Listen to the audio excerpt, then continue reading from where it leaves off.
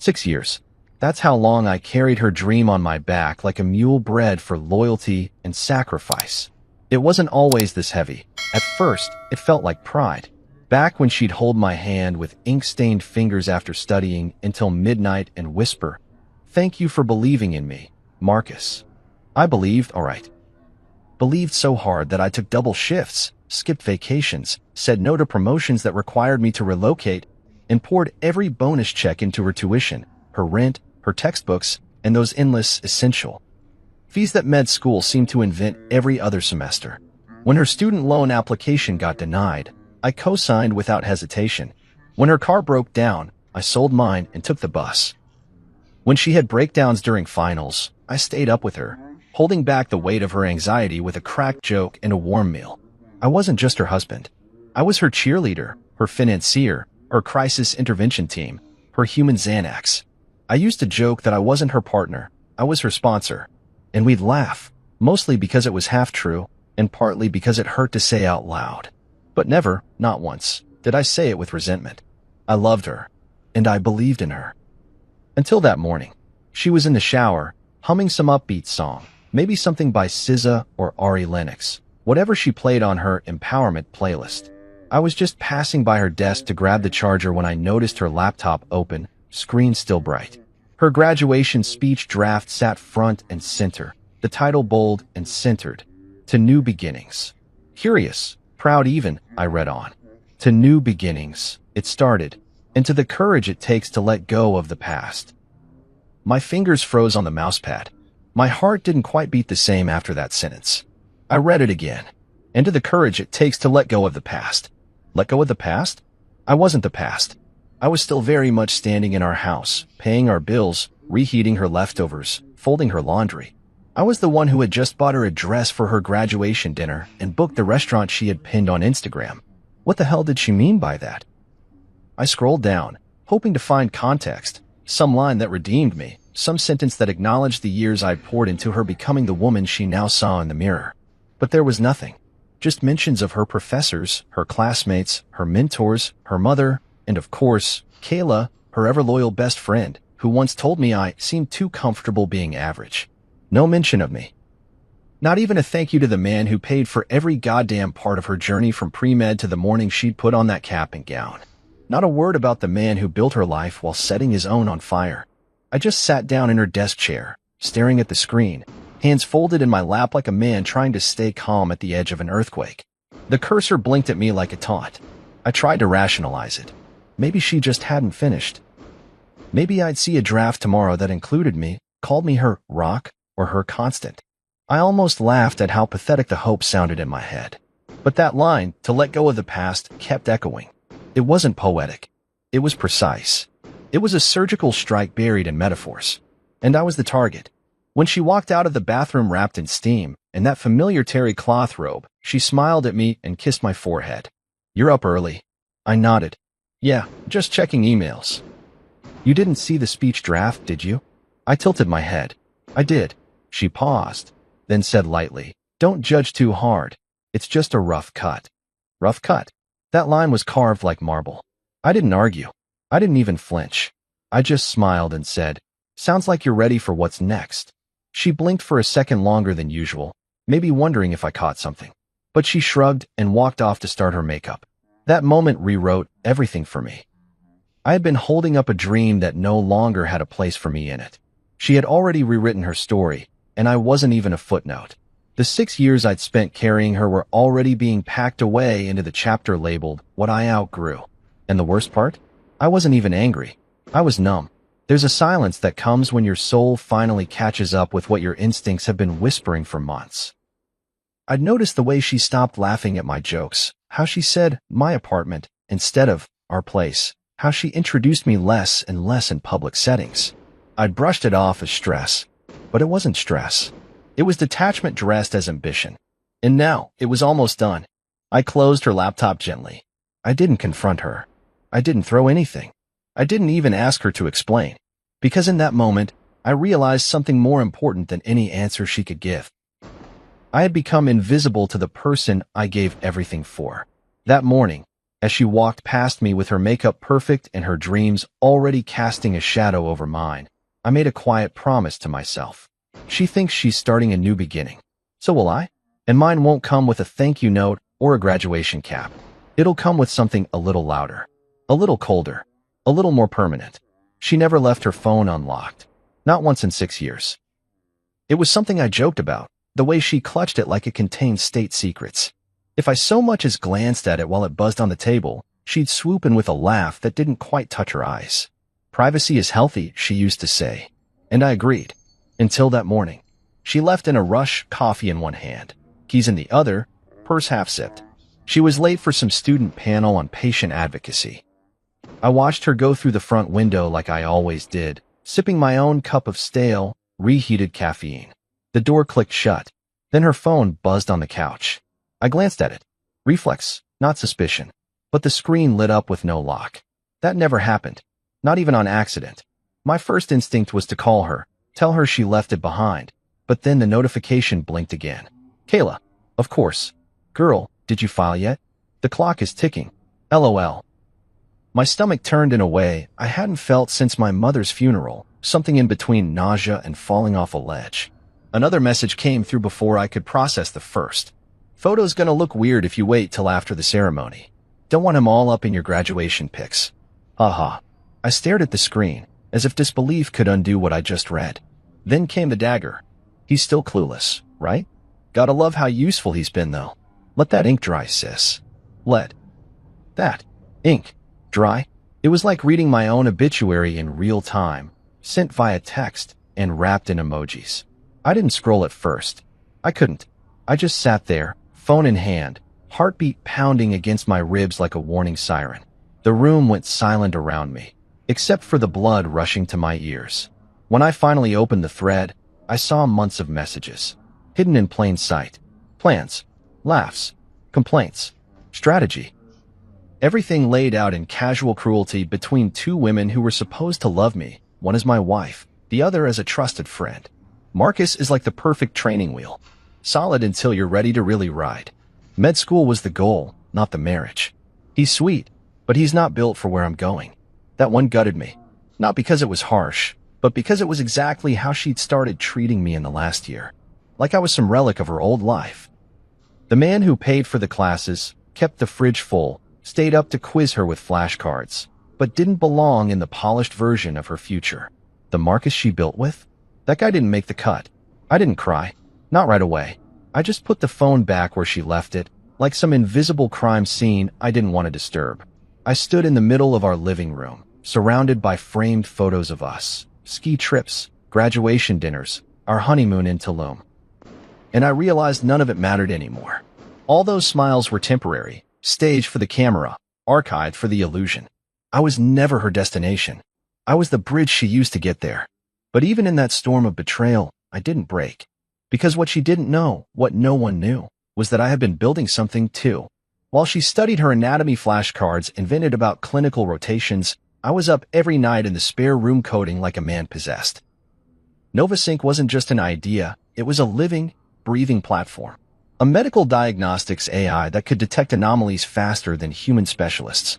I'd pitched it quietly, developed it under the radar, surrounded myself with a skeleton crew of remote engineers who signed strict NDAs. I told no one, not even her.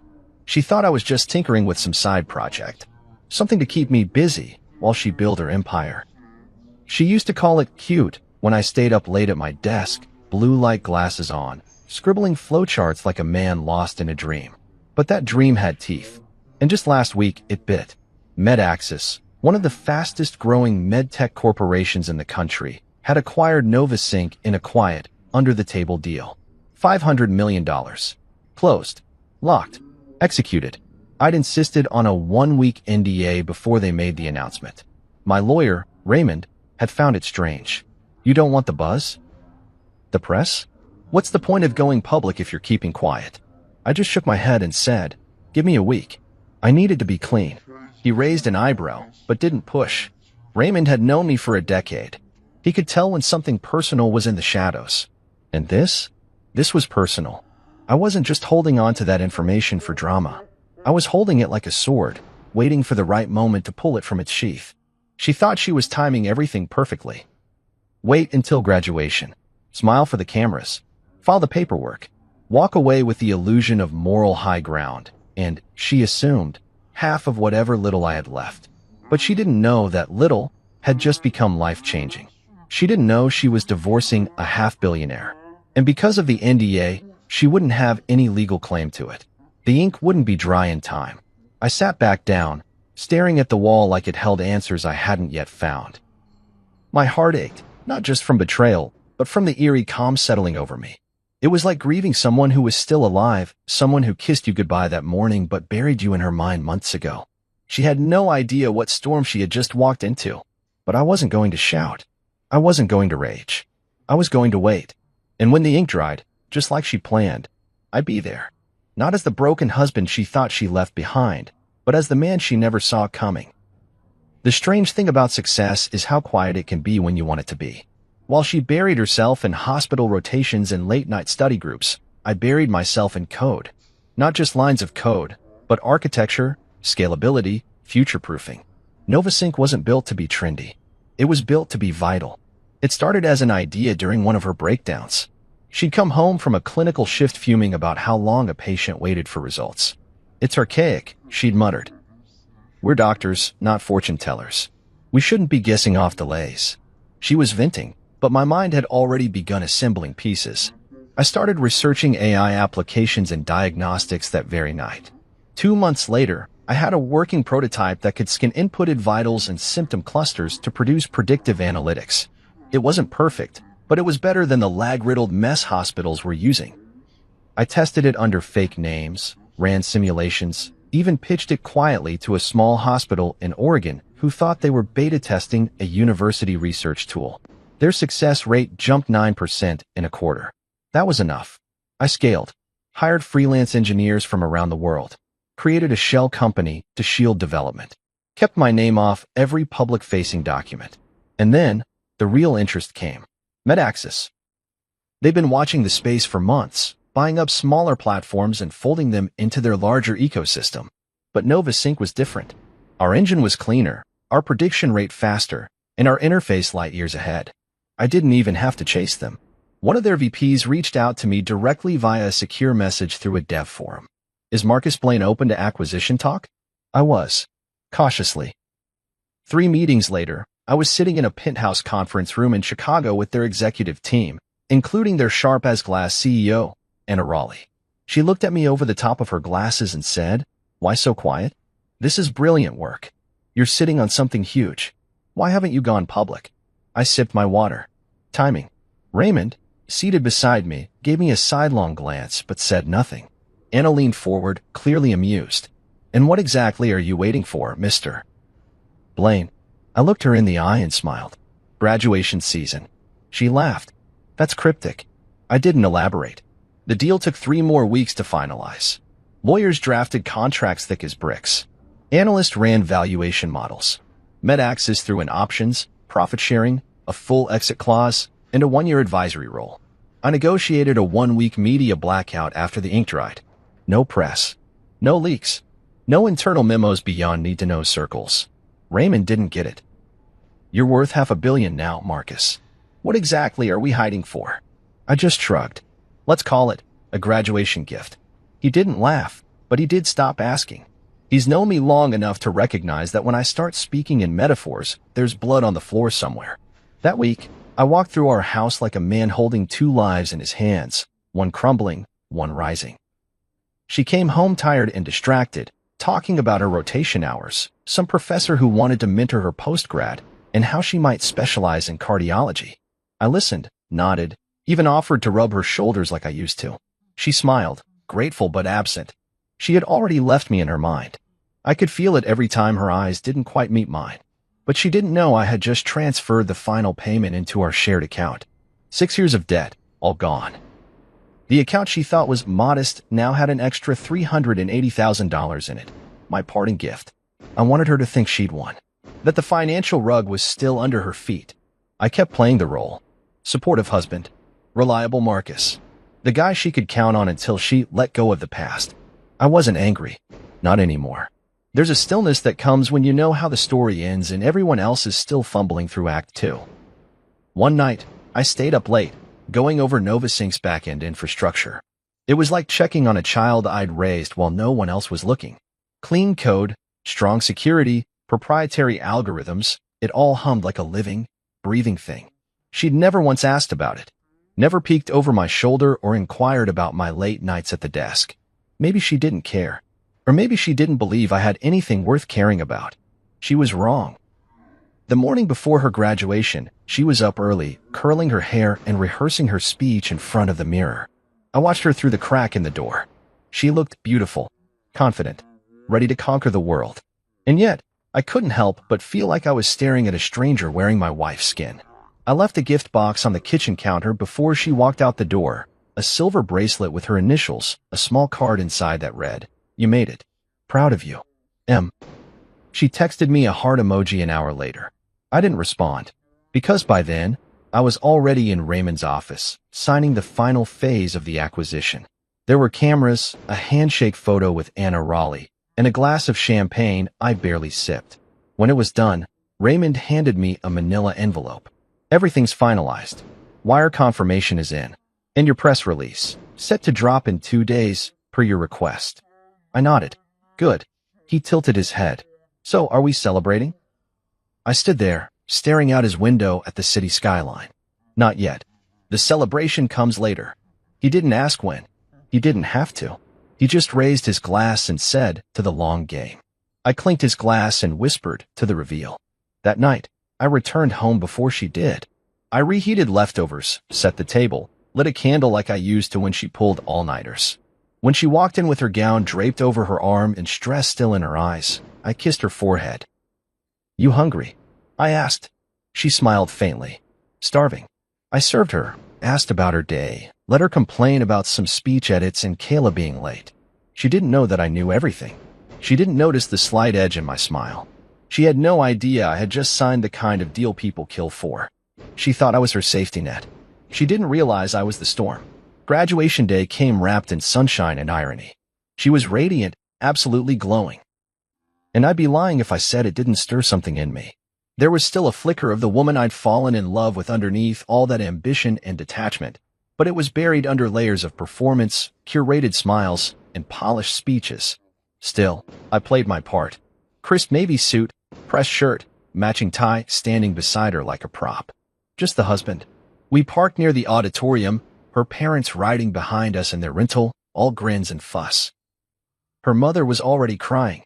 Her father, stoic as ever, held a bouquet of pink lilies too tightly, like he was afraid someone might steal the only thing he'd actually contributed to her journey. "You okay?" I asked her as we crossed the pavement. She looked at me briefly, blinking against the sun. "Of course. Why wouldn't I be?" I shrugged. "It's a big day." She nodded, then walked ahead, heels clacking against the concrete, gown slung over her arm like it weighed nothing. And maybe it didn't. Maybe all those years really had become weightless to her tuition payments, grocery runs, the late-night drives to the emergency room when she got sick, the time I sold my vintage guitar to cover one of her surprise lab fees. Forgotten, or rewritten into something else. Something disposable. Backstage was a flurry of activity.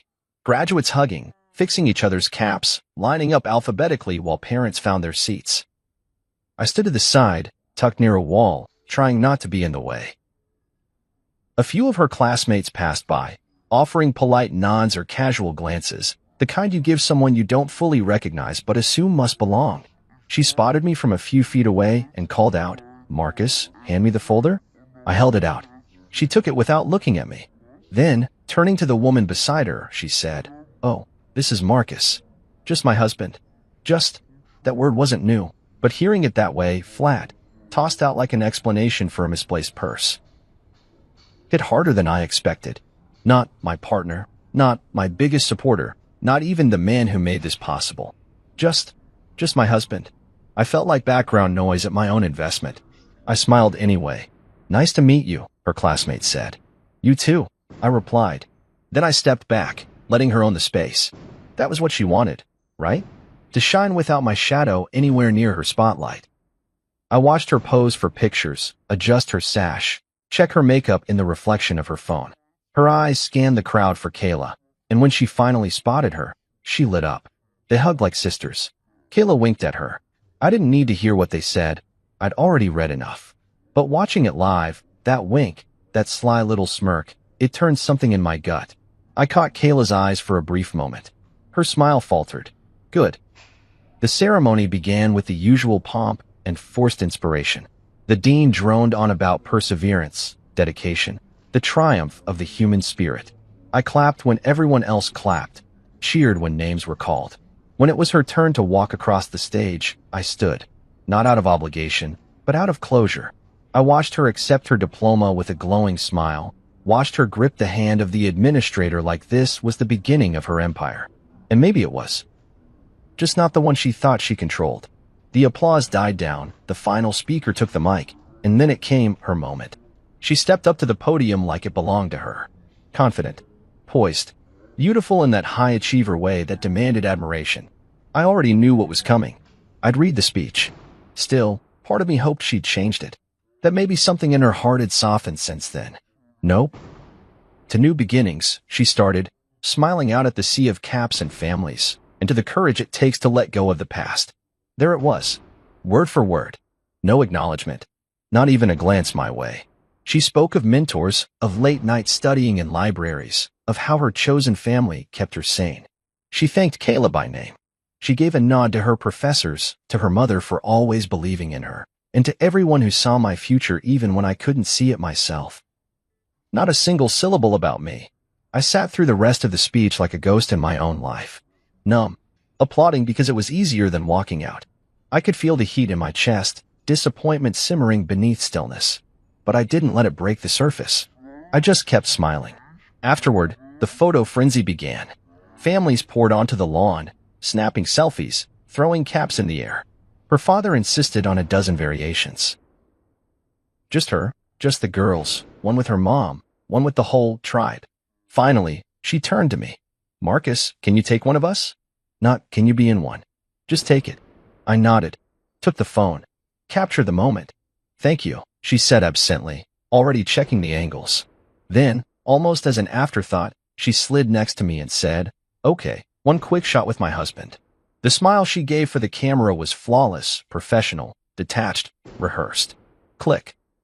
That was the photo she would use, probably. Post it with some caption about support and teamwork, just enough to protect her image. But the moment the ink dried on those papers, I knew she'd crop me out of her narrative like I was a smudge on glass. Still, I said nothing. Later that evening, back at our apartment, I handed her the same flowers her father had nearly crushed earlier that morning. She looked at them, smiled politely, and kissed me on the cheek. I'm exhausted, she said. But this was a good day. Yeah, I replied, watching her disappear down the hallway. It was. In a way, it really was. Because while she celebrated her degree, her photos, her perfectly sculpted speech, what she didn't realize was this. The real graduation hadn't been hers. It had been mine. It happened exactly 1 week later, like clockwork. The house was quiet. A soft Tuesday morning sun filtered through the blinds, and the smell of coffee lingered in the kitchen. I'd made breakfast. Her favorite, even. Soft scrambled eggs, toast with honey, and papaya slices she swore helped her digestion. She was scrolling her phone as she ate, barely acknowledging me except for the occasional nod. I watched her over the rim of my mug. There was something surgical in her silence, like she was bracing to deliver a dose of pain she'd already measured. When she finally spoke, her tone was clinical, her words flat. Marcus, she said, not looking up. I've thought a lot about this. It's time we part ways. She didn't even use the word divorce. I put my mug down gently. Part ways. She reached into her bag and pulled out a thin manila envelope, sliding it across the table like a receipt. I'll make this easy. Just sign. No need for drama. I didn't touch it. I looked at her. Really looked at her. The same woman who used to fall asleep mid-sentence on the couch with anatomy flashcards in her lap. The same woman I used to pick up from clinicals at midnight, half-frozen and exhausted, clutching fast food bags and murmuring about chest x-rays. Now, she sat across from me calm, rehearsed, detached, as if I were a client she'd finished working with. I opened the envelope slowly, unfolded the papers. It was all there. Neatly typed, itemized, emotionless. She wanted half. Half of everything. The apartment, the car, the furniture, and of course, the business. She listed Novasync as marital property, estimating its value at a modest $80,000, clearly assuming it was just some quirky tech project, nothing of real consequence. Then came the bold part: spousal support, monthly payments, justification, career sacrifice during medical training. She claimed she deferred income potential for the sake of our household, that she deserved ongoing compensation for the years I'd supported her. I stared at the words. I wasn't angry. I was impressed. It was bold, efficient, cold. She didn't flinch as I read. She just sipped her coffee and said, "It's all standard. I've already retained counsel." I folded the papers, placed them back in the envelope, and tapped my fingers on it lightly. "You're sure this is what you want?" She looked at me like I was asking something silly. "It's for the best." I nodded. "All right. Then give me a few days to respond formally." That surprised her. She expected resistance. A fight. Maybe even begging. She'd built this version of me in her head. Passive, dependent, too soft to let go. The same man who cheered her through med school, bought her groceries, and folded her scrubs. She didn't realize that while she was busy planning her escape, I'd already opened the door. She stood, picked up her plate, rinsed it, and turned off the faucet like she'd done it 1,000 times. Like this was just another normal Tuesday. She kissed me on the cheek. "Thanks for breakfast." Then she walked out the door with her white coat draped over her arm and her stethoscope hanging from her neck like a badge of victory. I stood in the kitchen, holding the envelope like it might dissolve if I gripped it too tightly. 3 months ago, she came home in tears because a patient died unexpectedly. I held her for an hour on the bathroom floor while she sobbed into my chest. She told me I was her safe place. Now I was an obstacle. I sat down at my desk and called Raymond. "It's go time." "You got served." "Yep." He chuckled bitterly. "She has no idea, does she?" "None." We set the wheels in motion. He'd already had everything prepared: financial declarations, ownership documentation, digital timestamps, contract history. We had airtight records of when Novasync began, the original LLC formation, the transfer of IP rights. And best of all, we had the acquisition documents, sealed, signed, and dated 3 days after the filing. She thought she'd be walking away with half a startup. She didn't know she'd just forfeited half a fortune. Raymond and I met in his office that afternoon. He flipped through her petition like it was a kindergarten art project. "Spousal support," he said, raising an eyebrow. "Bold. She's entitled to nothing post-filing, right?" "Exactly. Especially since the acquisition wasn't finalized until after she served you. Everything beyond that date is legally yours, free and clear." I nodded slowly. "Let's keep it quiet. No retaliation. No show of force. I want her to believe this is going exactly how she planned." Raymond leaned back in his chair. "You sure about that? You don't want to file a counterclaim yet?" "Not yet," I said. "Let her feel comfortable. Let her think she's winning." He grinned. "You're playing the long game. Always." That night, she came home late. Said she had a rough shift. I listened, nodded, pretended to care. Not because I didn't, but because I knew it didn't matter anymore. Her emotions were no longer my responsibility. Her bad days, her triumphs, her fake apologies, those belonged to the next man naive enough to believe he could build a life with her. We went to bed in silence. She turned her back to me. I stared at the ceiling. 3 more days until the announcement. 3 more days until her perfect little plan unraveled. I closed my eyes and counted backward from 1,000. Not because I was anxious, but because I needed the quiet before the storm. She wanted a clean exit. I was going to give her one. Clean, legal, and absolute. And when it was over, when the truth came out, when the ink dried and the media explosion hit like a wave, she'd look back at that morning and realize just how badly she miscalculated the man sitting across from her. She thought I was soft. She thought I was static. She thought she was walking away with everything. But she was walking away from a $500 million empire. And she didn't even say thank you. It dropped at 9:01 a.m. on a Thursday. Right on schedule. No pre-hype, no teasers. Just a clean, direct press release from MedAxis posted on their official channels. Picked up within seconds by every major tech and healthcare news outlet in the country. MedAxis acquires Novasync in $500 million strategic expansion deal. There it was. My name in black and white. My photo next to Anna Raleigh, CEO of MedAxis, our hands clasped in a firm shake, both of us smiling like a pair of industry titans. I wore that smile like armor. Clean, professional, unbothered. But beneath it, it was war paint. By 9:06, my phone was vibrating nonstop. Emails, calls, texts, contacts I hadn't heard from in years suddenly wanted to reconnect. Investors who ignored my pitch decks back when I was bootstrapping wanted to grab coffee. Former classmates congratulated me like we'd been best friends all along. LinkedIn lit up like a Christmas tree. But one message made me pause. Her name on the screen. Her. What is this? Marcus. What the hell is this? No. Hi. No, congratulations. Just confusion. Panic. A flicker of dawning comprehension. I stared at the message for a full minute. I could imagine her sitting at the break room table, scrolling through her phone with a confused frown, reading the headline again and again like it might change if she blinked hard enough. I didn't reply. I had nothing to say, not anymore. My words had already been spoken through contracts, valuations, and that perfect headline that confirmed everything she didn't know. Instead of texting back, I opened my calendar and forwarded the contact inquiry from Forbes requesting a short quote for their feature article. I replied simply, "Let's talk legacy." At 10:15 a.m., Raymond called, chuckling so hard he nearly choked. "Brother," he said, "you've officially broken the internet."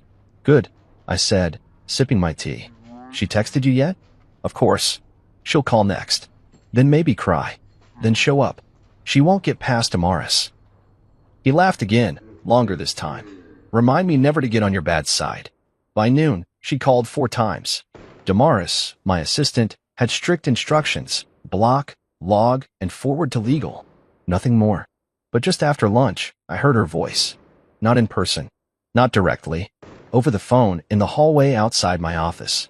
The kind of whisper cry that turned sharp at the edges. Damaris had stepped out to lunch, and one of the interns had buzzed her in without realizing who she was. I stood behind the glass door, listening.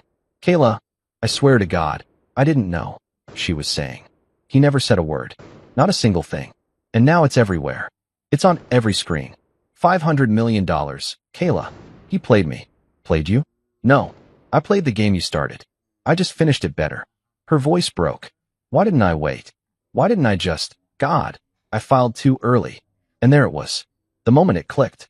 She didn't just file for a divorce. She filed herself out of a legacy. I turned the doorknob and stepped out. Her eyes snapped to mine. Red, puffy, mascara trailing ever so slightly. Still beautiful, still composed, but this time, the mask had cracks. "Marcus," she breathed. "Please, can we talk?" I tilted my head. "I think your paperwork said everything." She stepped forward. "I didn't know. I swear I didn't know. If you had." I interrupted. "If you'd known I was about to be rich, you'd have stayed?" She paused. Just a flicker. That was all the answer I needed. I gestured toward the elevator. "You need to leave." "Marcus, wait. I made a mistake." "No. You made a plan. You just didn't check the timeline."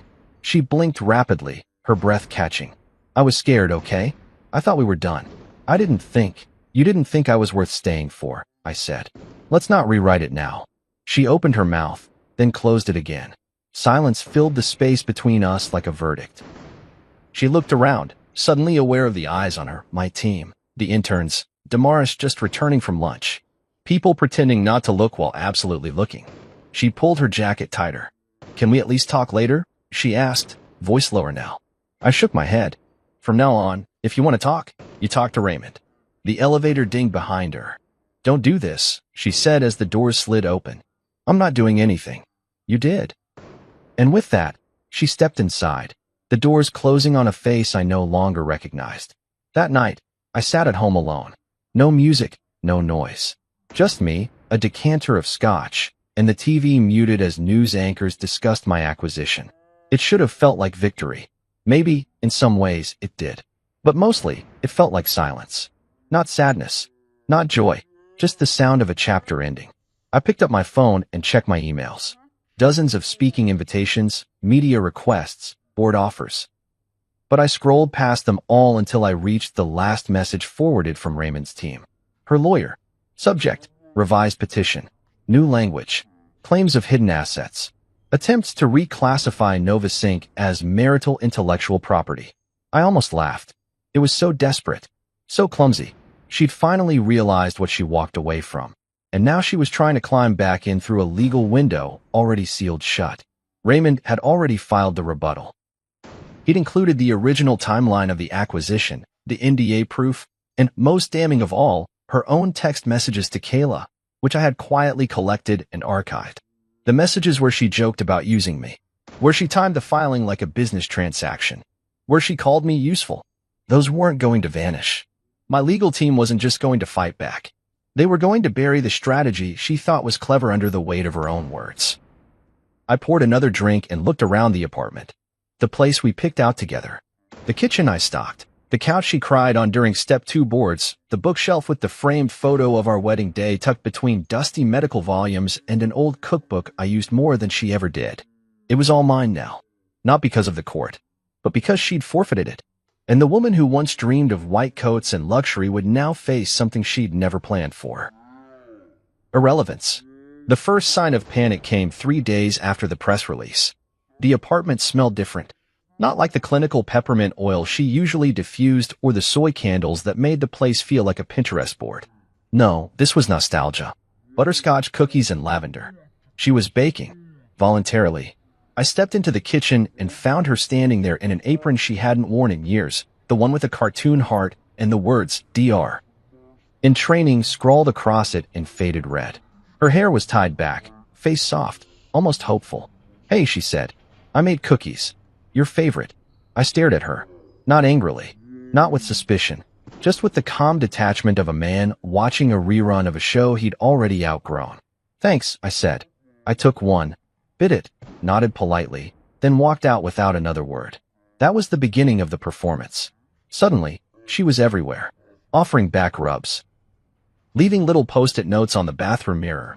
"You've got this. And proud of you." She started cooking again. Dinner at 6:30, candles lit. She played our old jazz playlist at night like we were a couple reconnecting after a tiff. But her eyes gave her away. They watched me too closely, tracked every movement like a hawk trying to time its descent. She laughed too easily, touched my arm too often. The performance was clumsy, because this wasn't love. This was fear. She was trying to crawl back into the life she threw away. The visits to my office started soon after. The first time, she showed up with lunch. I didn't even let her past reception.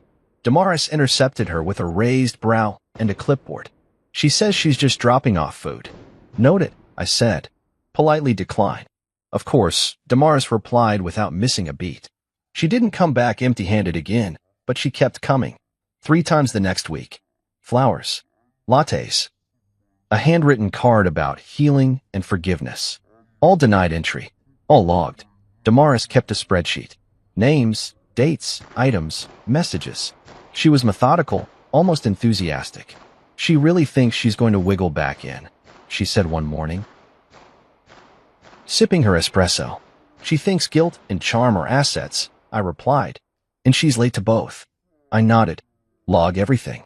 If she gets aggressive, notify legal." It didn't take long for her lawyer to send a revised petition. The language changed. Now, they accused me of hiding financial gains, intentionally misleading her during the divorce process. They called the MedAxis deal a concealed asset, as if I'd crafted a whole corporate merger just to spite her. Raymond responded with elegance and steel. We submitted her original petition, complete with timestamps that preceded the final acquisition. We added screenshots of the text she sent Kayla about using me, about filing early, about walking away clean. And just for insurance, we included the message logs from Damaris's visitor spreadsheet, highlighting the sudden shift in her behavior after the deal went public. She wasn't just clawing at what she lost. She was exposing her own intent. The last time she tried to show up at my office, building security stopped her.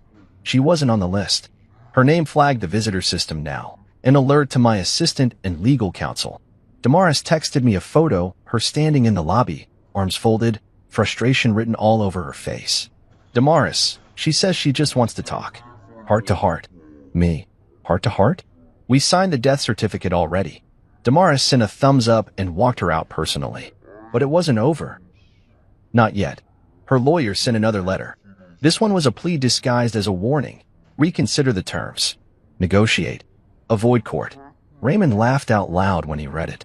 She's spiraling. She should. Think she knows what's coming next? She will, I said. When the counter hits. That night, I sat in my home office, surrounded by silence. My phone buzzed again, this time, a voicemail. I played it on speaker. Her voice cracked. Marcus, I know I messed up. I thought I was doing the right thing for me. I thought I was being brave. But maybe I was just being stupid. Can we talk? Please? I'll sign whatever you want. I just want to fix this. It was the most honest thing she'd said in months. And it was far too late. I forwarded the message to Raymond. The next day, he filed the counter. Not out of spite. Out of principle. Because this wasn't just betrayal. This was manipulation followed by attempted cleanup once the target turned out to be more than she bargained for. Raymond's filing was meticulous. 1 count of misrepresentation, 1 of attempted marital fraud, and a clause invoking a breach of verbal agreement. I had the emails, the notes, the voicemails, all documenting her promises to repay me for med school, her acknowledgement that I funded her entire education. It was ironclad. Then came the next blow. An anonymous complaint was filed to the state medical board. A formal ethics review was opened. Someone had submitted a bundle of her text messages. Screen captures. Metadata included. The committee wasn't stupid. They saw exactly what it was. An aspiring physician joking about using someone for financial gain, timing a divorce to avoid sharing future earnings, weaponizing a relationship for personal profit. It didn't matter that it wasn't a felony. It was enough to question her integrity. Enough to trigger a review. When the news reached her, I wasn't there. But Damaris overheard her sobbing in the lobby bathroom. Security was called. She left in tears, clutching her phone, her face pale and pinched. I didn't smile. I didn't gloat. Because this wasn't about revenge anymore. This was about letting the truth run its course. She'd walked out on me thinking I was nothing but a temporary stepping stone. But the moment she filed those papers, she kicked off an avalanche. And now, as she scrambled to rebuild the wall she tore down with her own hands, all I had to do was watch. She panicked. I planned. And there was no crawling out from that. It was oddly quiet the morning the countersuit was filed. No thunderstorms. No dramatic music in the background. Just the hum of my espresso machine and the low whir of the dishwasher. I sat at the kitchen island, dressed in a dark Henley and jeans, reading through the finalized document on my tablet. Every word was sharp, calculated, precise. Raymond had outdone himself. Count 1, intentional misrepresentation. Count 2, attempted marital fraud. Count 3, breach of verbal contract. That last one, that was personal. It was the email she never thought I kept, sent from her student account in year 2 of med school. The subject line was casual. My promise, don't let me forget. She had written it after one of her particularly emotional study breakdowns, saying she didn't want to ever forget how much I'd invested in her dream. She'd promised to pay me back for every dime once she became a doctor. She probably assumed I deleted it years ago, but I kept it. Just like I'd kept every transfer receipt, every loan statement, every credit card payment tied to her education. Not because I thought I'd need them, but because when you give someone everything, you want to remember the cost. Raymond had also attached an itemized spreadsheet of what I'd paid over the years. Tuition, $312,000 rent, utilities, textbooks, $48,000 travel, groceries, miscellaneous, $20,000 total, $380,000. Her lawyer responded within hours, asking if we were open to mediation. That's when I knew the countersuit hit harder than expected. They thought we'd cave for a quiet settlement. They didn't realize I wasn't trying to settle. I was trying to set a record. That afternoon, she called. I answered. Marcus, she said softly, we don't have to go through court. I'll sign whatever. Let's just be adults about this. Adults, I said, like when you joked about using me until the ink dried? She inhaled sharply. You read those texts out of context. I read them with dates and timestamps. That's all the context I needed. Silence on the other end. Then she said, please, I'll withdraw peacefully. I'll give up everything. Just don't ruin my name. That's what it came down to. Not remorse. Not love. Reputation. I leaned back in my chair, staring at the skyline outside my window. You ruined your name, not me. I just held up the mirror. She hung up. No apology. Just silence. Later that evening, Raymond called to let me know she was trying to get the case dismissed. She says she wants to move on amicably, he told me. She means quietly. Exactly. Tell her no, I said. We're moving forward. Raymond paused. You sure? I'm not doing this for revenge, Ray. I'm doing this for every person who ever got used and discarded like a stepping stone. I'm doing this so she knows that burning bridges doesn't always mean you get to walk away. He sighed, then said, all right, we'll proceed. But the fallout didn't stop there. By the end of the week, the medical licensing board had confirmed that her ethics hearing would move forward. The evidence had been reviewed. Her character was now a matter of public interest. She went dark on social media, deleted photos, turned off comments. Kayla tried to play damage control, posting vague quotes about people trying to dim your light. It backfired. Screenshots of their text exchanges leaked anonymously. Someone posted them on a pre-med forum. The title read, "This is what entitlement looks like." They were reshared, debated, analyzed. Suddenly, she wasn't an inspiring grad with a glowing future. She was a case study in ambition gone toxic. I didn't need to say a word. The world was doing it for me. One night, Damaris texted me a screenshot of a Reddit thread where someone had dissected the situation in bullet points. At the end, they wrote, "Moral of the story, don't marry someone just to upgrade your status. Especially not someone who reads the fine print better than you." I didn't laugh. I just saved the thread. I didn't want vengeance. I wanted documentation. A record of how someone can try to destroy you and fail. She made one last attempt before the court date. Showed up at the apartment wearing the same outfit she wore the day I proposed to her. I opened the door but didn't let her inside. "Don't you remember us?" she said, voice trembling. "How it used to be." "I remember everything," I said. "That's the difference."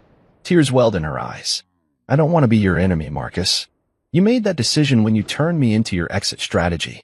She stood there for a long moment before whispering, "I thought you were just a placeholder." I nodded once. "You were wrong." Then I closed the door. I sat down on the couch, let the silence soak in, and stared at the divorce paperwork again. The original, the revised, the countersuit. All of it laid out like chapters in a book I didn't ask to write. She tried to play the game, but I designed the rules. Courtrooms aren't built for closure. They're built for containment, of emotions, of noise, of mess. They smell like old paper and recycled air. The chairs are never quite comfortable. The clocks tick louder than they should. And when the person who once held your heart walks in wearing a blazer they probably picked for sympathy, it doesn't sting the way you thought it might. It just clarifies everything. She walked in 2 minutes late, flanked by her lawyer, hairstyled in soft curls like it might soften her case. Her expression was pulled tight, a blend of nerves and entitlement. I watched her scan the room, hesitate when she saw me, then look away like I was the one who broke us. She still hadn't realized the difference between leaving and losing. Her lawyer, Richard Kane, was polished. Expensive suit, confident gait, the kind of man who specialized in flipping narratives. He stood when the judge entered, his hands folded neatly, his tone syrup smooth. "Your Honor," he began, "this case is about transparency. My client, Dr. Alana Rhodes, entered her marriage with trust. She supported her husband through his business journey, unaware of the substantial financial developments he withheld from her. We argue this was intentional, strategic, an attempt to deprive her of fair marital assets." I didn't flinch, didn't blink. I simply looked at the judge, then at Raymond, who stood calmly beside me, the picture of composed precision. Raymond stepped forward. "Your Honor, my client, Mr. Marcus Blaine, was served divorce papers on April 3rd. The MedAxis acquisition was finalized on April 6th. The MDA and internal documents proving the timeline are included in Exhibit A. Moreover, text messages between Dr. Rhodes and her friend.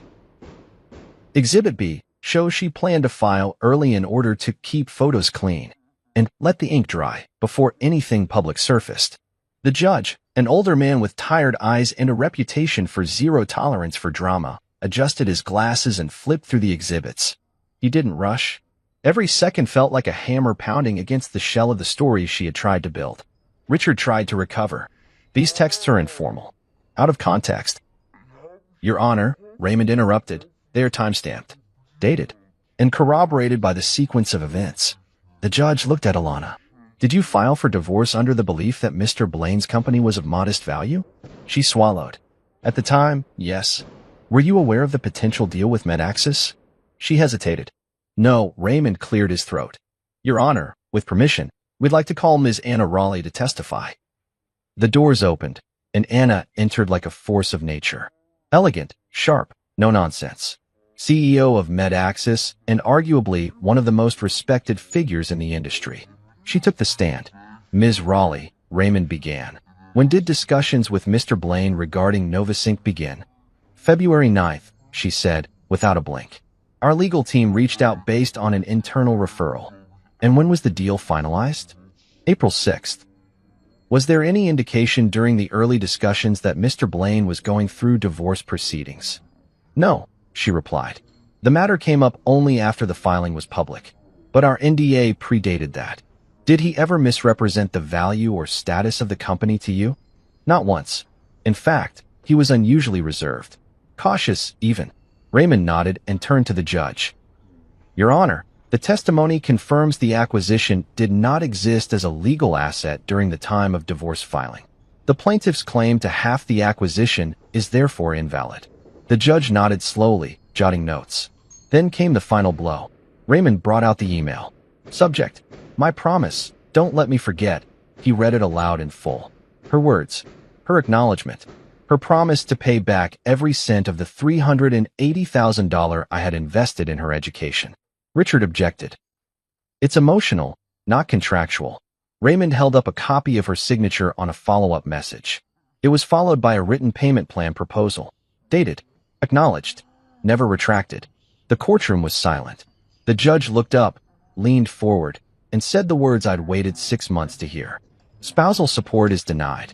Claim to Novasync's valuation is denied. Reimbursement of $380,000 in educational support is granted to Mr. Blaine. Her face cracked then. It wasn't just shock. It was the realization that she hadn't just lost her case. She'd lost the story. Murmurs spread through the courtroom. A few reporters in the back began scribbling rapidly. This was going to leak. Even if the docket was sealed temporarily, someone would talk. Richard leaned in toward her, whispering something urgent. She shook her head. Her shoulders slumped. And for the first time, she looked small. Not because she was weak, but because the image she built had finally shattered under the weight of her choices. The judge banged his gavel. Court is adjourned. I stood, buttoned my blazer, and didn't look back. As I walked past her, she glanced up, eyes red but dry. She opened her mouth like she wanted to say something. I didn't stop, didn't speak, didn't gloat. Because victory doesn't need a monologue. Outside the courthouse, the air felt different. Lighter. Raymond slapped my back. Hell of a win. It was never about winning, I said. It was about the truth. Well, the truth just bought you justice and $380,000. I exhaled, slow and deep. She'll never be the same, Raymond said. She already wasn't, I replied. We walked to the car in silence. And when I shut the door behind me, I didn't feel relief. I felt finality. This wasn't just the end of a marriage. It was the burial of a version of me that once believed love meant unconditional sacrifice. Now I knew better. Love, real love, doesn't demand your silence in exchange for someone else's rise. And when someone treats you like a chapter, you don't wait for the next page. You close the book. 1 month passed.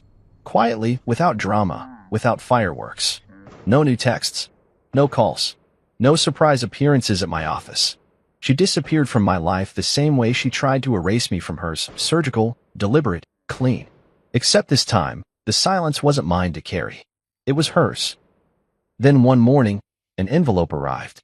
No postage. Hand-delivered. Cream-colored. With my name written in careful cursive I hadn't seen since our first anniversary. I stared at it for a while, not out of hesitation, but out of recognition. Some things, some people, wrap their guilt in elegance. I opened it. Inside was a check. Partial payment, $75,000. And a single note, written on the same kind of stationery she used for med school thank you cards. I never thought you'd be the one to win. I was wrong. Hey, no apology. No explanation. Just 7 words soaked in defeat. I folded the note back into the envelope and walked it to the sink. Watched the flame from a match curl the edges black. Watched the paper curl in on itself like it was trying to disappear. That was the last gift I accepted from her. The rest of my day went on like any other. At the office, the new product team was finalizing the prototype for Novasync Horizon. A portable diagnostic unit that could be deployed in rural clinics with 0 signal latency. I'd hired 10 engineers in the last 3 weeks. The dev floor buzzed with energy. Whiteboards covered in sketches, code snippets, timelines. People solving problems because they believed in the mission, not because they were trying to prove something to someone else. In the corner of my office sat a shelf with one photo frame. Not of her, of me. Sitting at a cracked dining table, coding at midnight under a flickering bulb. I'd taken it during the early days of Nova Sync, back when it was just me, caffeine, and an idea I couldn't shake. I kept that photo to remind myself. I didn't build this out of revenge. I built it because I refused to be small. That afternoon, I spoke on a panel for strategic scaling at an innovation conference downtown. I wore a charcoal blazer, no tie, open collar, confident but grounded. As I walked backstage, someone from the event staff handed me a card. "She left this at the front," the girl said hesitantly. "Said you'd understand." I took it, half curious, half exhausted. Opened it. I saw the panel invite. I wanted to be there. I just couldn't. "I'm sorry." I tore it in half, dropped it in the trash. You don't get to spectate the success you try to sabotage. The panel went well. I talked about scalability, investor pressure, founder fatigue, the importance of building not just for market fit, but for soul fit. The audience leaned in, took notes, asked good questions. Afterward, a young founder approached me. "How did you know it would work?" she asked. I smiled. I didn't. I just knew I couldn't let someone else's limited vision trap me. She nodded slowly, inspired. I walked away knowing I'd become the man I used to dream about being when I was sleeping on potential. At home that night, I stood in the kitchen alone, stirring a pot of red lentil stew I'd perfected during her third-year rotations. Back then, I made it for her. Tonight, I made it for me. The difference tasted like peace. I took my bowl out to the balcony, looked out over the skyline, and let the city hum around me. There was no applause, no echo of footsteps down the hall. Just my breath, steady and strong. My phone buzzed. "Raymond, check your inbox," he said. "Your TEDx pitch got accepted." I smiled. "What's the theme?" "Reclaiming power. You were born for this." I nodded, then ended the call. Later, I opened a folder on my laptop titled Future.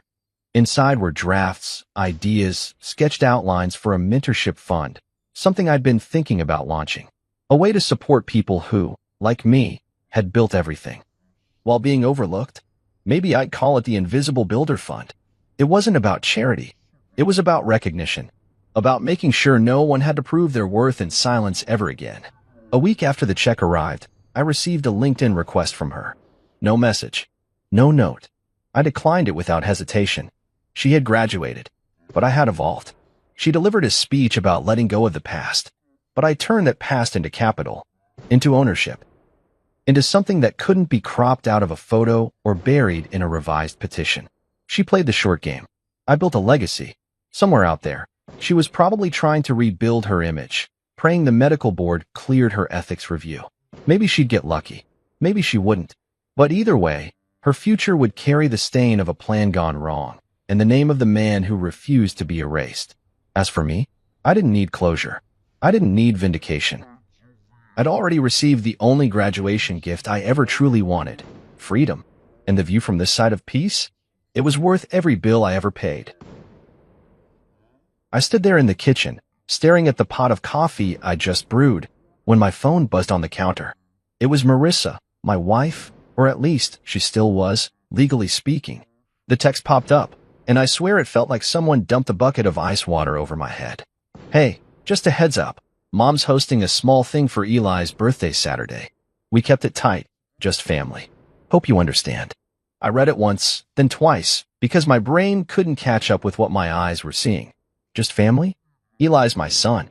My little boy, the one I'd rocked to sleep 100 times, the one whose diapers I'd changed in the middle of the night while Marissa snored away.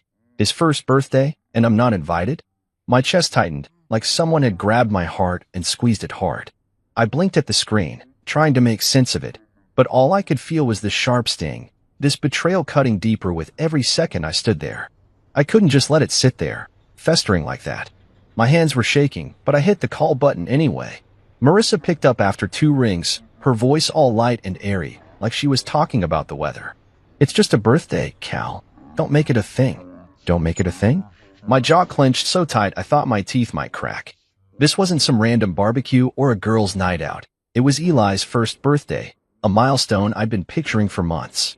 I'd stayed up late imagining the cake, the goofy grin he'd have when we sang to him, the way I'd scoop him up and tell him he was the best thing I'd ever made. And now she was acting like it was nothing, like I was overreacting for wanting to be there. I tried to keep my voice steady, but it came out rough, raw. He's my son too, Marissa. How's this not a thing? She sighed, that little huff she does when she's annoyed, and said, look, it's Mom's thing. She wanted it small. You'll see him another day. Another day. Like I was some weekend visitor, not his dad. I hung up, my pulse hammering in my ears, and before I could stop myself, I dialed Doreen, Marissa's mom. She answered with that fake sweet tone she uses when she's about to shut you down. Callum, hi. What's this about? I didn't waste time. Why am I not invited to Eli's birthday? She didn't even pause, just launched right in. It's more of a maternal side event, nothing personal. We're keeping it simple. Nothing personal? I almost laughed, but it caught in my throat like a jagged rock. Eli's my kid, and they're boxing me out like I'm some distant cousin who sends a card once a year. I wanted to yell, to tell her how wrong this was, but she kept going, her voice sharp now. You're making this harder than it needs to be, Callum. It's one day. One day. My son's first birthday. I hung up on her too, my hand shaking so bad I almost dropped the phone. I walked into the living room, still reeling, and there it was, a half-finished Lego tower Eli had been playing with the last time he was here. Those little blue and red bricks, scattered across the coffee table, hit me like a punch to the gut. I could still see his chubby hands stacking them, hear his giggle when they'd fall over. That was my boy, my life, and they were cutting me out of it. Something snapped inside me, this hot, angry thing that I couldn't push down anymore. Fine. If they didn't want me there, if I wasn't family enough for them, then I wouldn't be around at all. I grabbed my phone again, my thumb hovering over the screen, and I started looking for a way out. Not just out of the house, but out of this whole mess they'd made. They could have their maternal side of it. Without me, I'd be gone, and they'd see what it felt like to miss someone who mattered. I didn't know where I was going yet, but I knew I wasn't sticking around to beg for a seat at a table they didn't even set for me. My heart was still racing, but now it wasn't just hurt, it was purpose. I'd show them I didn't need their permission to live my life, to feel like I mattered. Eli might not remember this birthday, but I damn sure remember how they made me feel, and I wasn't going to let it happen again. I sat down on the couch, right next to that Lego tower, and started scrolling, looking for somewhere, anywhere, that wasn't here. They'd pushed me out, and I was done pushing back. It was time to walk away. The kitchen felt smaller now, like the walls were closing in, but I didn't care. I poured myself a coffee, the steam rising up as I leaned against the counter, my mind spinning. I wasn't just mad. I was done. Done with Marissa's breezy excuses, done with Doreen's smug little rules, done with feeling like I had to prove I belonged in my own son's life. I took a sip, the heat burning my tongue, and it felt good, like it was waking me up. I wasn't going to call again, wasn't going to argue. They'd made their choice, and now I was making mine. I'd find a place to go, somewhere far from their balloons and their cake and their just family nonsense. I didn't need their invitation. I'd make my own plans, my own peace. And maybe, just maybe, they'd realize what they'd lost when I wasn't there to pick up the pieces anymore. I set the mug down, harder than I meant to, and it clinked against the counter. My eyes drifted back to the phone, to that stupid text still glowing on the screen. Hope you understand. No, I didn't understand, and I wasn't going to pretend I did. I opened a browser, my fingers moving fast now, searching for flights, hotels, anything that'd take me away from this. I didn't know what I'd find, but I knew one thing for sure. I wasn't spending Saturday sitting here, staring at these walls, while they celebrated without me. They wanted a tight little party? They could have it. I'd be somewhere else, somewhere they couldn't reach me, and I'd make damn sure it was better than anything they could have planned. That Lego tower caught my eye again, and I felt a pang, but I shoved it down. This wasn't about Eli, this was about them, and I wasn't playing their game anymore. I couldn't sleep that night, not after the way everything had gone down in the kitchen earlier. The house was quiet, too quiet, and it gave my thoughts too much room to bounce around. I ended up on the couch, a beer in one hand and my phone in the other, scrolling through an old photo album I'd kept on there. Pictures of Eli popped up, tiny, wrinkled, fresh from the hospital, his little fist curled up while Marissa slept in the background. I'd taken those shots, bleary-eyed and grinning like an idiot, because I couldn't believe he was mine. There were others too, me reading him bedtime stories, his head tucked under my chin, or the two of us at the park, him laughing as I pushed him on the baby swings. Those moments were everything to me, the glue that kept me going through the late nights and the fights with Marissa. And now, his first birthday was coming, this big, bright milestone, and they were telling me I wasn't essential, like I was some extra piece they could leave out of the puzzle. The beer tasted bitter, or maybe that was just me. I set it down and rubbed my face, trying to shake the weight pressing on my chest. I kept seeing the text from Marissa, those cold little words, just family, and Doreen's voice, smooth and sharp, calling it a maternal side of it. It wasn't just that they didn't invite me, it was that they didn't even think I'd care. Like all those nights I'd spent pacing the floor with Eli, all those mornings I'd made his bottles, didn't count for anything. I wasn't going to sit here and take it, though. I wasn't going to let them erase me from his life one small thing at a time. My hand was trembling, but I grabbed my phone again, this time with a purpose. I wasn't calling anyone, I was done talking.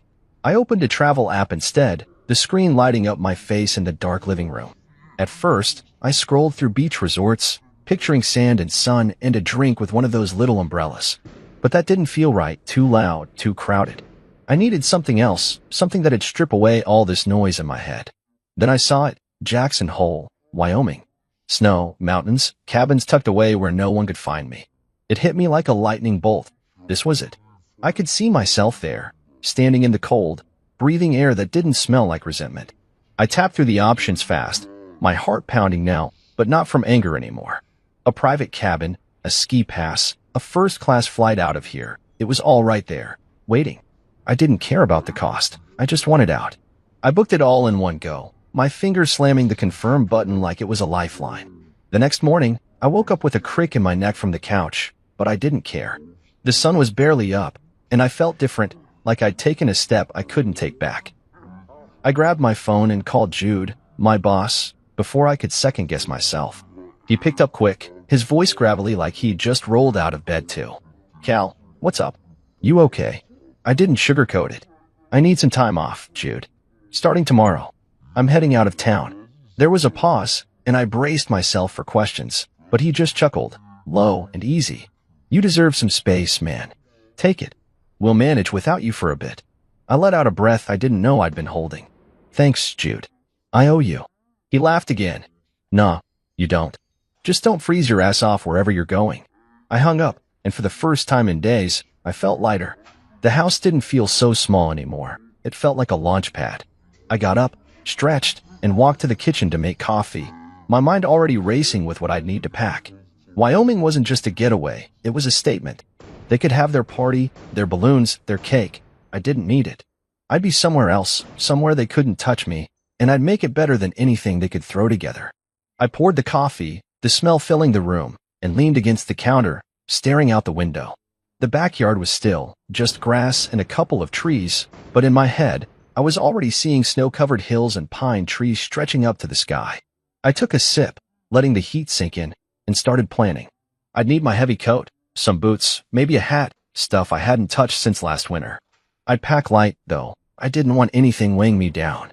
This wasn't about running away, it was about taking control. They thought I'd just sit here, waiting for scraps of time with Eli, but they were wrong. I wasn't going to beg for a place in his life. I built something for myself instead. The coffee mug warmed my hands, and I felt a small, hard smile tug at my mouth. Jackson Hole wasn't just a trip. It was my way of saying I wasn't disposable. They could keep their tight, little party. I'd be gone, and they'd feel it. I set the mug down and headed to the bedroom, pulling my duffel bag out from under the bed. It was old, a little beat up, but it'd do. I tossed it on the mattress and started grabbing clothes. Sweaters, socks, a pair of gloves I'd forgotten I owned. Every item I threw in felt like a brick in a wall I was building between me and them. I didn't know what I'd find out there in the snow, but I knew it'd be better than sitting here, staring at that half-finished Lego tower and feeling like I didn't matter. I zipped the bag shut, the sound loud in the quiet room, and stood there for a second, breathing hard. This was it. I was really doing it. And for once, I wasn't looking back. I stood in the bedroom, my duffel bag zipped up and sitting on the bed like a quiet promise. Packing it had been slow, deliberate. Every sweater I folded, every pair of socks I tucked in, felt like I was putting on armor. Not the kind that protects you from a fight, but the kind that keeps you standing when someone's already knocked you down. The house was still, just the hum of the fridge in the kitchen breaking the silence, and I liked it that way. It gave me space to think, to let the decision I'd made last night settle into my bones. I was leaving. Jackson Hole was waiting, and I wasn't going to let anything pull me back. Not guilt, not second thoughts, nothing. I grabbed the bag, slung it over my shoulder, and headed downstairs, my boots thumping on the steps. It felt good, that weight on my back. It was mine, something I'd chosen. My phone buzzed as I hit the bottom stair, and I almost ignored it. But I glanced at the screen, and there it was, a flood of messages lighting up like warning lights on a dashboard. Marissa's name popped up first. "You sure you don't want to come?" "It's no big deal." I stared at it, my jaw tightening. No big deal. She was still acting like this was some casual thing, like I was overreacting for wanting to be at my own son's birthday. I scrolled down, and there was Doreen. "Don't make this about you." That one hit like a slap, and I could hear her voice in my head, all prim and cutting. Then Kylie, Marissa's sister, chimed in. "Hope you're not serious. Eli won't remember." I let out a sharp breath, almost a laugh, but there was no humor in it. They didn't get it. Not one of them. This wasn't about Eli remembering. This was about me, about what it meant to be his dad, and they were stripping that away like it was nothing. I dropped the bag by the front door and sank onto the couch, my phone still in my hand. Part of me wanted to fire back, to type out everything boiling inside me. How they gutted me with this. How they didn't have the right to decide where I belonged. But what was the point? They'd just twist it, make me the bad guy for feeling anything at all. Instead, I opened the camera roll, found the picture of my plane ticket I'd screenshotted last night. First class to Jackson Hole, departure tomorrow, and stared at it. That was my answer, right there. Not words, not arguments, but action. I switched to my social media app, the one I barely used anymore, and posted the ticket with a caption. "If I'm not invited, I'm unavailable." I hit send before I could overthink it, and the little notification sound felt like a door slamming shut. Good. Let them see it. Let them know I wasn't sitting here waiting for their permission. The phone buzzed again almost instantly. Likes, comments, a couple of shocked emojis from old friends I hadn't talked to in months. I didn't read them. I didn't need their opinions either. I tossed the phone onto the cushion next to me and leaned back, staring at the ceiling. The half-finished Lego tower was still there on the coffee table, and it caught my eye again. I could almost hear Eli's laugh, that high-pitched squeal he'd let out when I'd knock it over on purpose just to see him smile. My chest ached, but I pushed it down. This wasn't about abandoning him. It was about refusing to let them treat me like I didn't matter. I'd see him soon, on my terms, not theirs. For now, I had to get out, had to breathe air that didn't taste like their rules. I got up, grabbed my coat from the closet, and checked the time. I still had a few things to do, pick up some thermal socks, maybe a new pair of gloves, stuff I'd need for the snow. The airport shuttle was booked for tomorrow morning, and I wanted to be ready. I stepped outside, locking the door behind me, and the cold air hit my face, sharp and clean. It wasn't Wyoming cold, not yet, but it was a taste of what was coming. I walked to my truck, the duffel still slung over my shoulder, and tossed it in the back. Driving into town, I kept the radio off, letting my thoughts run. I pictured Marissa reading that post, her lips pressing into that thin line she does when she's mad. I pictured Doreen scoffing, telling whoever would listen that I was being dramatic. Good. Let them talk. I wasn't there to hear it. At the store, I moved quick. Socks, gloves, a scarf I didn't really need but grabbed anyway. The cashier, a kid with a bored look, barely glanced at me as he rang it up. "Big trip?" he mumbled, nodding at the pile. "Yeah," I said, keeping it short. "Heading somewhere cold." He shrugged, like it didn't matter, and it didn't, not to him. But to me, it was everything. I paid, grabbed the bag, and headed back to the truck. The sky was gray now, clouds rolling in, and it matched how I felt, stormy, but steady. I drove home, the streets quiet, and pulled into the driveway just as my phone buzzed again. I didn't check it.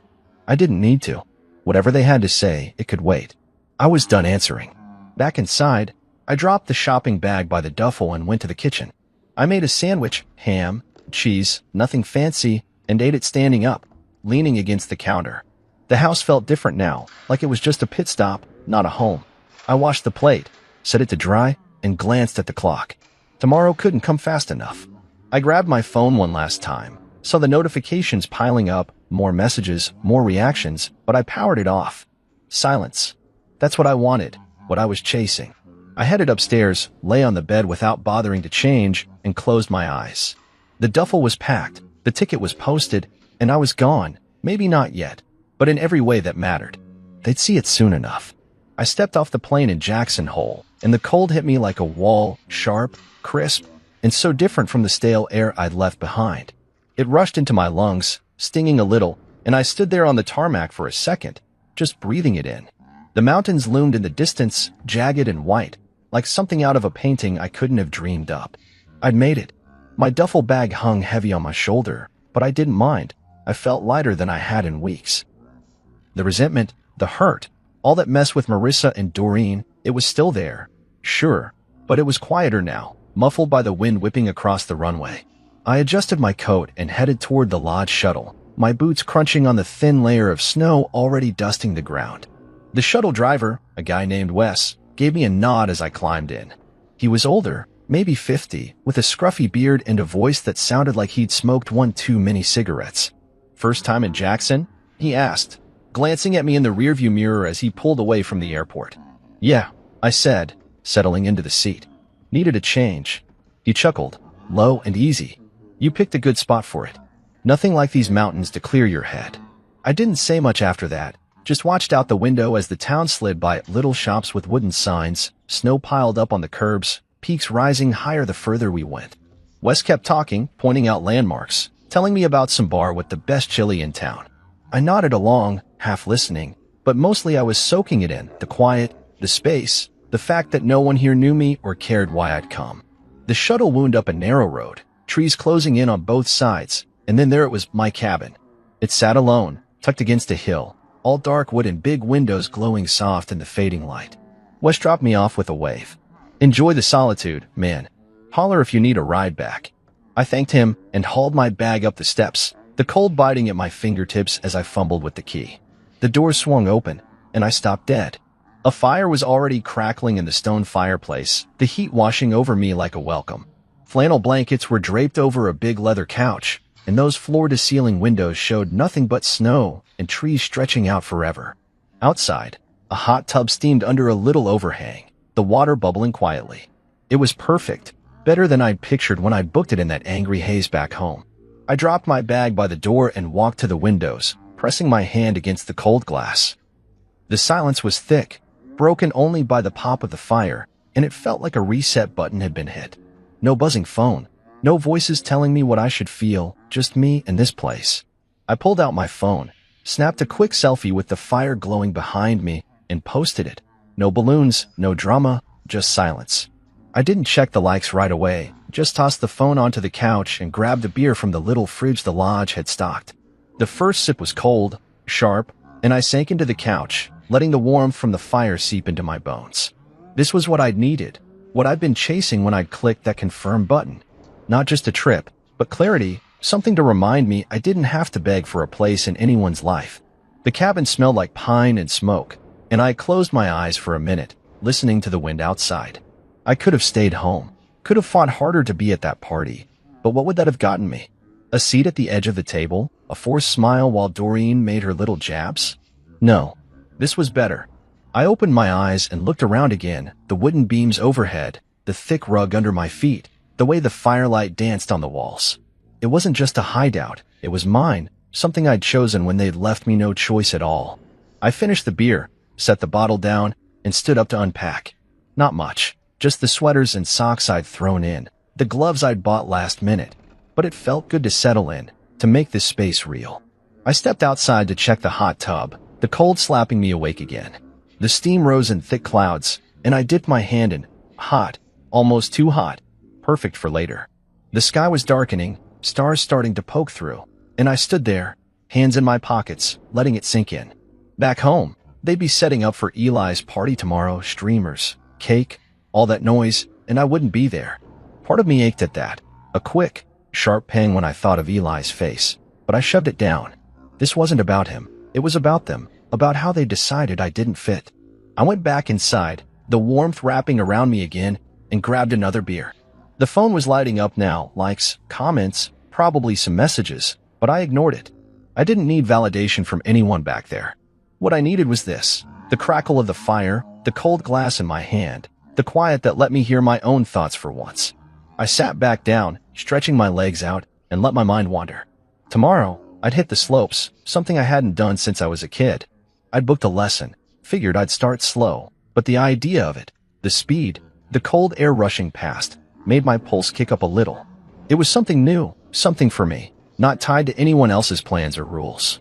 I took another sip, the beer settling me, and glanced at the fire. The log shifted, sending up a spray of sparks, and I felt a small, real smile tug at my mouth. This wasn't just escape, it was freedom. They could have their party, their maternal side of it. I had this, and it was already more than they could have given me. The night stretched out ahead, quiet and mine, and I leaned back, ready to let it unfold.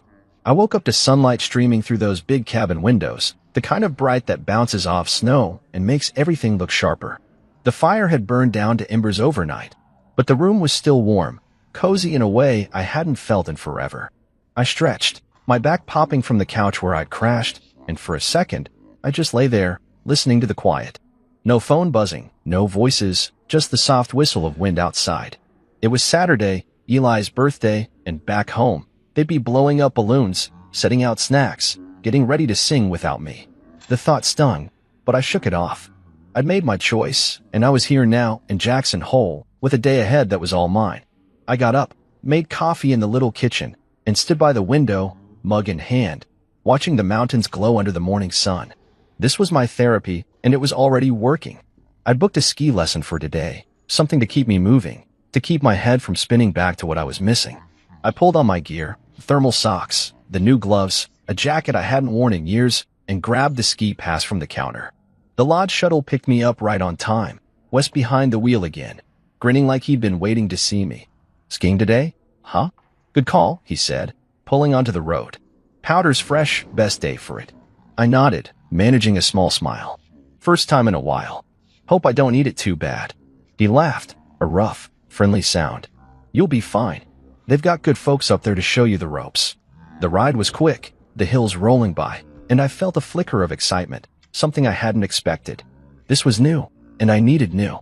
At the ski rental shop, I met Lane, my instructor. She was maybe 30, with short hair tucked under a beanie and a grin that said she'd seen her share of shaky first-timers. "Callum, right? Ready to hit the snow?" she asked, handing me a pair of skis. "Yeah," I said, taking them, the weight solid in my hands. "Let's see if I remember how this works." She walked me through the basics: how to clip in, how to shift my weight, how to stop without plowing into a tree. Her voice was calm, steady, with a little edge of humor that made it easy to listen. We started on a gentle slope, just a practice run, and I wobbled at first, my legs feeling like they belonged to someone else. But then I got it, the rhythm, the lean, and I made it down without falling. Lane clapped, grinning. "Not bad, Cal. You're a natural." I laughed, breathless, the cold air burning my lungs. Tell that to my knees. The next run was steeper, faster, and I felt it, the rush, the way the wind cut past me, the snow crunching under my skis.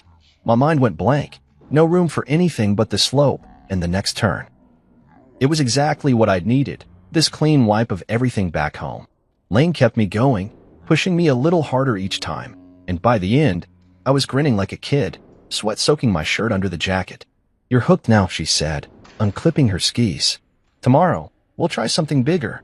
I nodded, still catching my breath. "Deal." The mountains stretched out around us, wide and endless, and I felt steady for the first time in days. Back at the cabin, I peeled off my gear and headed straight for the hot tub. The water was scalding, steam rising into the cold air, and I sank in with a groan, a bourbon in hand from the bottle I'd found in the cabinet. The heat melted into my muscles, and I leaned my head back, staring up at the sky turning pink and orange. It was peaceful, perfect, and then my phone buzzed on the ledge where I'd left it. I almost ignored it, but I glanced over messages, piling up again. "Trent, my brother-in-law, why are you being so dramatic?" "Doreen, of course, you abandoned your own son." I stared at them, the bourbon glass cold against my palm, and felt a laugh bubble up, short, hard, empty. They were still at it, still trying to drag me back into their mess. I didn't answer. Instead, I opened my camera, snapped a shot of the mountain glowing in the sunset, and posted it. Sometimes, peace is the best gift you can give yourself. Then I tossed the phone aside, letting it clatter on the wood. The water bubbled around me, and I took a slow sip of the bourbon, the burn matching the heat on my skin. Back home, they'd be cutting cake right about now, singing to Eli while he clapped his little hands. I pictured it for a second, his face lit up, Marissa smiling, Doreen fussing over everything, and it hurt, but not as much as I'd thought it would. I wasn't there, and yeah, that sucked. But this was mine. The mountains, the snow, the quiet, they didn't get to take that away. I closed my eyes, letting the steam wrap around me, and thought about the day. Skiing with Lane, feeling my body figure it out, the way the world shrank down to just me and the slope. It was simple, clean, and I hadn't realized how much I'd needed that until now. The sky darkened, stars popping out one by one, and I stayed there, soaking, sipping, letting the cold air mix with the heat. My phone buzzed again, but I didn't look. Whatever they had to say, it could wait forever if I wanted. I wasn't their punching bag anymore, not their fallback guy to blame when things went sideways. I finished the bourbon, set the glass down, and sank lower in the water, the jets rumbling against my back. Tomorrow, I'd ski again, maybe grab a beer at that bar Wes had mentioned. For now, though, this was enough: the hot tub, the mountains, the silence. I'd left their party behind, and out here, I was finding something better.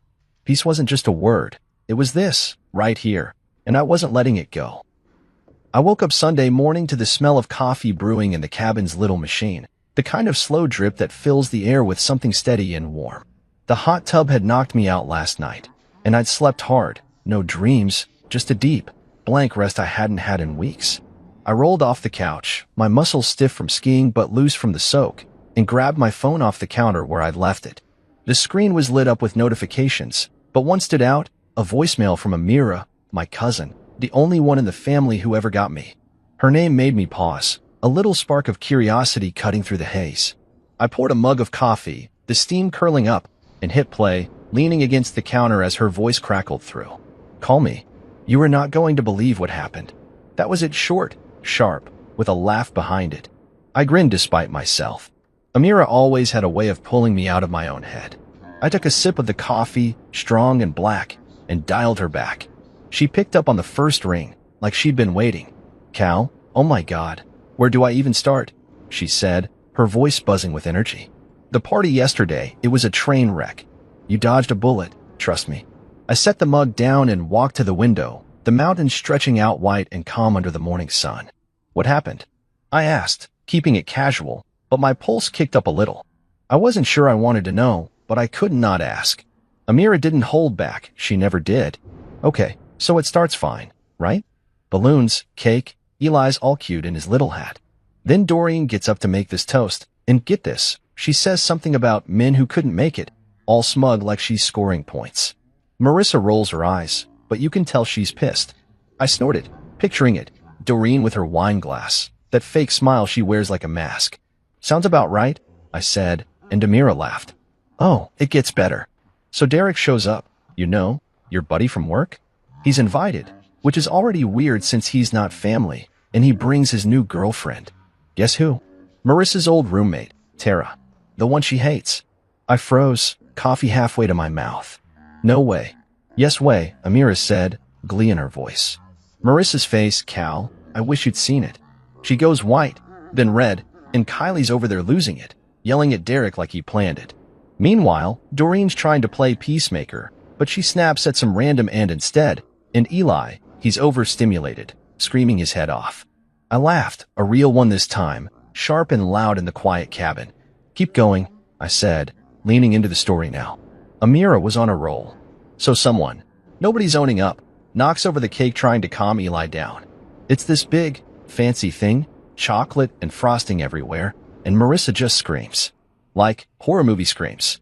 People start leaving, grabbing their coats, and the whole thing's over before the sun's even down. It was chaos, Cal. Absolute chaos. I took a slow sip of coffee, letting it sink in, the warmth spreading through me as I stared out at the snow. "Yes, I picked the right weekend to disappear," I said, and Amira cackled. "You have no idea. They're all blaming each other now. Doreen's mad at Marissa, Kylie's mad at Derek, and somehow you're the bad guy for not being there to fix it." I shook my head, setting the mug down on the windowsill. The fire was still smoldering from last night, and I tossed a log on, watching the flames catch. They can't pin this on me, I said, more to myself than her. Oh, they're trying, Amira said.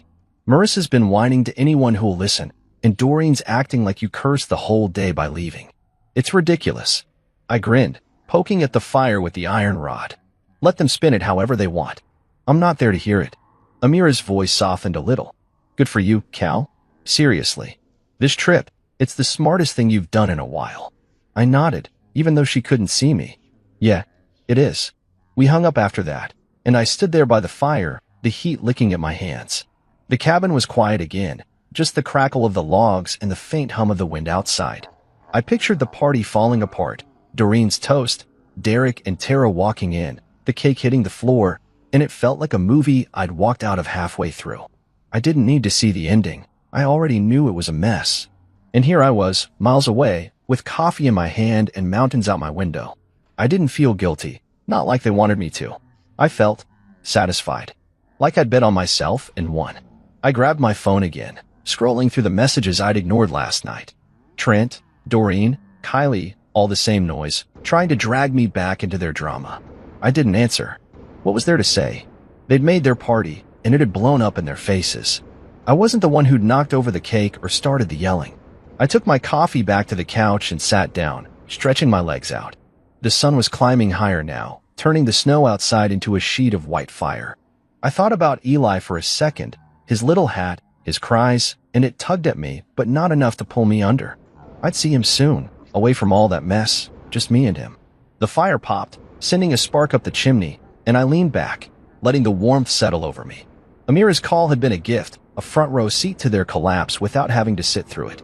I didn't need to gloat. I just needed this quiet distance, a space where their voices couldn't reach. I finished the coffee, the mug empty now, and set it aside. Outside, the day was waiting, maybe another run on the slopes, maybe just a walk through the snow. Whatever it was, it'd be mine, not theirs. They could keep their imploded party. I had this, and it was better than anything they could have ruined. I sat by the fire that afternoon, the cabin glowing soft with the light bouncing off the snow outside, when my phone started buzzing again. The logs crackled, spitting little sparks, and I almost didn't check it. I was getting good at ignoring the noise. But the screen kept lighting up, one message after another, and I gave in, grabbing it off the couch with a sigh. Marissa's name popped up first. This wouldn't have happened if you'd just come. I stared at it, my thumb hovering over the words, and felt a sharp, bitter laugh rise in my throat. Typical, everything goes to hell, and somehow it's my fault for not being there to mop it up. Next was Doreen. You left us to deal with this mess. That one made my jaw clench, the nerve of her acting like I'd abandoned some sacred duty. Then Kylie, you made Eli's first birthday about you. That hit harder, a cheap shot, and for a second, I pictured Eli's face, his little hands clapping, but I shook it off. They were grasping, flailing, trying to pin their disaster on me. I set the phone down hard, the clack loud against the wood of the coffee table, and leaned back, rubbing my face. They excluded me, shut me out of my own son's birthday like I was some stranger, and now they wanted me to feel bad because it fell apart. I laughed again, short, joyless, the sound swallowed by the cabin's quiet. They didn't get it, and they never would. I wasn't the one who'd turned Eli's day into a circus. That was on them, on Doreen's snide toast and Marissa's grudges and whoever'd smashed the cake. I grabbed my coffee mug from earlier, still half full and cold now, and took a sip anyway, the bitterness matching my mood. The fire popped, and I stared into it, letting the heat sink in while their words rattled around in my head. My phone buzzed again, and I almost chucked it across the room, but it was Amira this time. I opened it quick, expecting more gossip, and she didn't disappoint. Doreen just told Grandma you cursed the party. She said it's bad blood. Grandma's not buying it, though. I grinned, a real one this time, picturing Grandma Ruth, tiny, fierce, with a tongue that could cut glass. If anyone could see through Doreen's nonsense, it was her. I could hear her now, rolling her eyes, telling them all to stop whining. Bad blood, I muttered to myself, shaking my head. More like bad planning and worse attitudes. I didn't text Amira back yet, just set the phone down and stood up, stretching my legs. The cabin felt too still all of a sudden, like I needed to move, to shake off the weight they were still trying to dump on me. I grabbed my coat and stepped outside, the cold hitting me like a slap, crisp and clean. The snow crunched under my boots as I walked toward the trees, no real plan, just needing the air. The mountains loomed ahead, steady and silent, and I stopped, hands in my pockets, breathing deep. Back home, they were probably still spinning their blame game. Marissa crying to her friends, Doreen lecturing anyone who'd listen, Kylie sulking like a kid. And here I was, the scapegoat, the one they'd decided to pile it all on. It'd be funny if it wasn't so pathetic. I kicked at the snow, sending a little puff into the air, and thought about how predictable they were. Exclude me, then act shocked when I didn't stick around to take their crap. The wind picked up, rustling the pines, and I turned back toward the cabin, my breath fogging in front of me. Inside, the fire was still going strong, and I tossed another log on, watching the flames flare up. My phone was where I'd left it, glowing with their messages, and I made a decision. I was done with it. I opened each one, Marissa's, Doreen's, Kylie's, and hit block, one by one. The screen went quiet, and it felt like cutting a rope I'd been tangled in. Amira's number stayed. She was the only one worth keeping. But the rest? Gone. They could yell into the void all they wanted. I wasn't listening anymore. I tossed the phone onto the couch and grabbed a beer from the fridge, the cold glass sharp against my hand. I sank back into the cushions, the fire warming my feet, and took a long sip. Blocking them wasn't just about shutting them out. It was about taking back what they'd tried to steal. They didn't get to dictate how I felt. Not about Eli. Not about myself. I pictured Grandma Ruth again, probably sitting in her old chair with that look she gets, telling Doreen to quit her dramatics. Bad blood, I said out loud, smirking. If anything, the bad blood was theirs, spilling it all over each other while I was out here, free of it. The beer went down easy, and I let my head tip back, the cabin's quiet wrapping around me like a blanket. Outside, the sky was turning gray, clouds rolling in over the peaks, but it didn't bother me. Let it snow, let it storm. I wasn't going anywhere. This trip wasn't just a break. It was a line in the sand. They'd made me the bad guy, fine. I'd play that part, but on my terms, not theirs. I finished the beer, set the bottle down, and grabbed the flannel blanket off the armrest, pulling it over my legs. The firelight danced on the walls, and I felt something settle in me, anger still, sure, but quieter now, mixed with something stronger. They could spiral all they wanted. I was done spinning with them. Amira's text about Grandma stuck with me, a little lifeline to the family that still made sense, and I held on to it. The rest? They were on their own. I closed my eyes, the warmth sinking in, and let the day fade out, their voices lost in the crackle of the fire. I woke up Monday morning with the cabin still dark, the kind of quiet that only comes with snow muffling the world outside. The fire was just embers now, a faint glow in the hearth, and I lay there on the couch, staring at the ceiling beams. My phone was silent, no buzzing, no notifications, thanks to the blocks I'd put up yesterday. It felt good, like I'd finally turned off a radio that had been blaring static for too long. I didn't know what Marissa or Doreen or Kylie were saying now, and I didn't care. I'd given myself this, Jackson Hole, the mountains, the space, and I wasn't letting them claw it back. I sat up, rubbed the sleep from my eyes, and decided right then, I wasn't ready to go home. 5 more days. That's what I'd give myself. I grabbed my phone, opened the travel app, and extended the trip, cabin, ski pass, shuttle, all of it. Done. The coffee machine gurgled as I set it going, and I stepped outside to feel the air. It was cold, sharp enough to sting my face, and the snow had piled up overnight, a fresh layer blanketing the porch. The mountains stood tall against a pale sky, and I breathed it in, letting it fill me up. Back inside, the coffee was ready, and I poured a mug, the heat seeping into my hands as I leaned against the counter. Today was mine. No plans yet, just possibilities. I'd booked a backcountry ski tour with Lane later, something she'd mentioned during our lesson, and I was already looking forward to it, the quiet of the trails, the burn in my legs. But first, I wanted to soak this in, this feeling of being untethered. The ski tour started mid-morning, and Lane met me at the lodge, her grin as easy as ever. "Ready for the real stuff?" she asked, tossing me a pair of poles. "Let's see if you can keep up." I laughed, clipping into my skis. No promises. We headed out, away from the main slopes, the snow crunching under us as the trees closed in. It was different out here, wilder, quieter, just the sound of our breathing and the swish of skis. Lane led the way, pointing out tracks in the snow, deer, maybe a fox, and I followed, my body settling into the rhythm. The air was cold, my lungs burning, but it felt good, like I was shedding something with every push forward. We stopped at a clearing, the mountains rising sharp around us, and I caught my breath, the world so still it almost hummed. Back at the lodge that evening, I stumbled into a whiskey tasting in the bar, a little setup with wooden tables and a guy pouring samples from bottles I'd never heard of. I joined in, sliding onto a bench next to a couple from Vermont, Mel and Jonas. They were older, maybe 60, with quick laughs and stories about skiing here every winter. "What brings you out here solo?" Mel asked, her eyes crinkling as she sipped her drink. I took a swallow of the whiskey, smooth, smoky, and shrugged. "Missed a birthday party. Best decision I've ever made." Jonas chuckled, raising his glass. "To that, then. Family can wait." We clinked, and the warmth spread through me, not just from the drink, but from the ease of it. No judgment, just company. We swapped stories, mine about the slopes, theirs about a moose they'd seen last year, and the night blurred into laughter and refills. Later, back in the cabin, I stoked the fire and grabbed my phone, the whiskey still buzzing in my head. I snapped a shot of the fireplace, the flames licking up, and posted it. I don't fix family messes anymore. That job's been outsourced to karma. I tossed the phone aside and sank into the couch, the blanket pulled over my legs. The silence from my blocked numbers was golden. No texts, no guilt trips, just the crackle of the fire and the faint howl of wind outside. I thought about Mel and Jonas, how simple it had been to sit with them, no history dragging us down.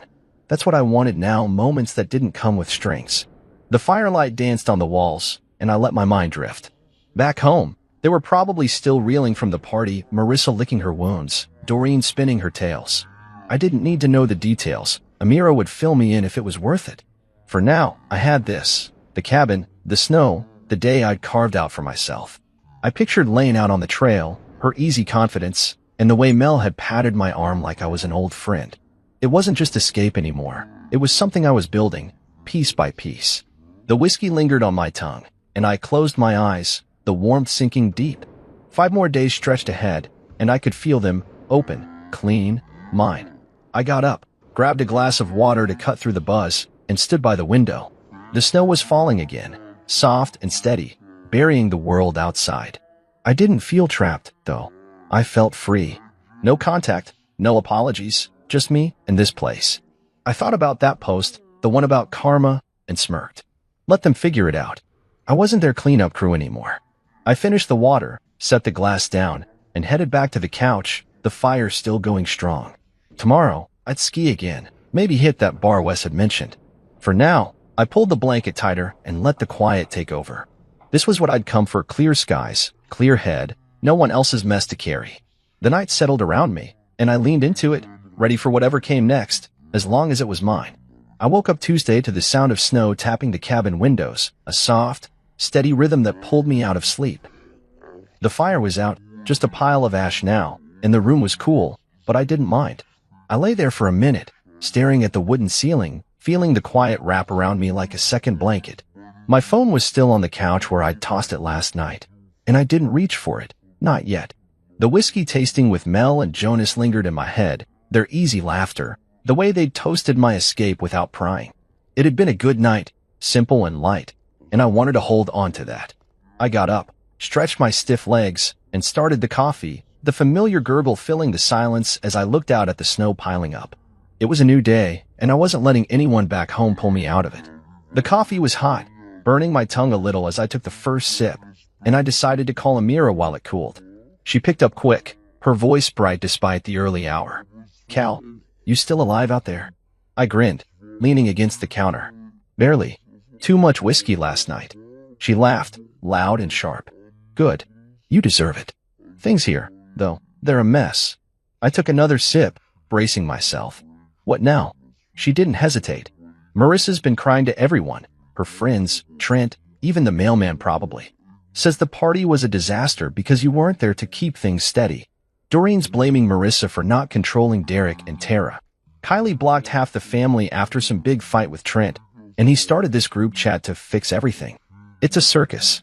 I shook my head, smirking into my mug. "Sounds like they're doing fine without me."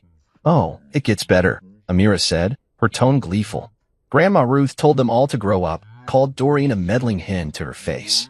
She's the only one keeping it real." I laughed, picturing Grandma's glare, that no-nonsense way she cuts through the noise. "Wish I'd seen that," I said, and Amira snorted. "You should've. Anyway, Marissa sent you an email. Figured you blocked her texts. Said she needs to talk when you're back. I froze, the mug halfway to my mouth. An email. Of course she'd find a way around. She can wait, I said, keeping my voice flat. I'm not rushing back to play therapist. Amira's voice softened. Good. Stay out there, Cal. They'll figure it out, or they won't. Not your problem. We hung up, and I set the phone down, staring at it for a second. An email. I didn't open it, didn't even look for it. Whatever Marissa wanted, it could sit there, unread, until I was ready. If I ever was. I finished my coffee and grabbed my ski gear, the routine settling me. The snow was still falling outside, light and steady, and I headed for the slopes, the shuttle picking me up with Wes at the wheel again. Back at it? He asked, grinning. Can't stop now, I said, and he nodded like he got it. Lane was waiting at the lodge, and we hit a steeper run this time, my legs burning as I carved through the powder. I went faster, freer, the wind whipping past, and it felt like I was leaving more than just tracks in the snow. After the run, I stopped at the lodge gift shop, my breath still fogging in the cold. I wandered the aisles, not looking for much, until I saw it, a small sketchbook, leather-bound, with a pencil tucked in the spine. It caught my eye, and I grabbed it, an idea sparking. Back at the cabin, I stoked the fire and sat down, the book open on my lap. I wasn't an artist, not really, but I started sketching anyway, a rough outline of the mountains I'd seen today, jagged peaks under a wide sky. Then, below it, I added the date I'd left, the day I'd boarded that plane. My liberation day. It wasn't perfect, but it was mine, and I liked how it looked, simple, solid, a mark of something I'd claimed. I thought about turning it into a tattoo, something permanent to carry with me. The idea stuck, growing as I flipped the pencil between my fingers. I'd always wanted ink, something small but real, and this felt right, a mountain range, that date, a reminder of when I'd stopped letting them define me. I sketched it again, cleaner this time, and leaned back, the fire warming my legs. Amira's words echoed, Marissa crying, Doreen pointing fingers, Kylie sulking, and I let them drift away, smoke up the chimney. They were spiraling, just like she'd said, and I wasn't jumping in to stop it. Not anymore. The snow kept falling outside, burying the porch, and I got up to grab a beer, the cold bottle a contrast to the heat in the room. I didn't check my email, didn't even glance at my phone. Marissa's "we need to talk" could wait forever if I wanted. I sat back down, the sketchbook still open, and took a sip, the firelight flickering over the page. I pictured her typing that message, maybe pacing her kitchen, thinking I'd come running. She was wrong. I was here, sketching mountains, skiing slopes, letting their mess spin out without me. The beer went down easy, and I added a few more lines to the drawing's sharp edges, a little shadow. It was rough, but it was enough. I leaned back, the blanket pulled over my knees, and watched the flames. Tomorrow, I'd ski again, maybe ask Lane about that bar Wes kept mentioning. For now, this was it, the cabin, the snow, the sketch in my hands. They could spiral all they wanted. I was done circling with them. The fire popped, and I smiled, small but real. This trip wasn't just a break, it was a beginning, and I was holding on to it, one line at a time. The night stretched out, quiet and mine, and I let it settle, the weight of their chaos left far behind. I woke up Monday morning, the last day of my extended trip, to a sky so blue it looked like it had been painted on. The snow had stopped overnight, leaving everything outside the cabin crisp and bright, the kind of morning that makes you want to stand still and take it in. I rolled off the couch, my back creaking from too many nights there, and started the coffee, the familiar smell filling the air as I shuffled to the window. The mountains glowed under the sunrise, soft pinks and oranges spilling over the trees, and I stood there, mug in hand, watching it unfold.